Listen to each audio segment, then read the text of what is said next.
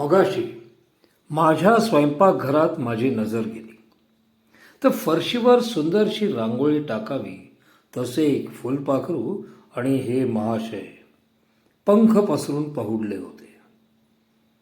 गुगलवर पाहिले तर हा आशियात आढळणारा पतंग, इंग्रजीत मॉथ, जेनेरिक नाव युडोचिमा हुमायना, ही एक प्रकारची फळावरची कीड आहे.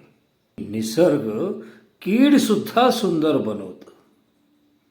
कोण बघत असतं म्हणून निसर्ग एवढ्या एवढ्या छोट्या छोट्या गोष्टीतही रंगांची आणि सौंदर्याची उधळण करत असतो. कदाचित निसर्ग असे काही स्वतः बनवून स्वतःच बघत असावं.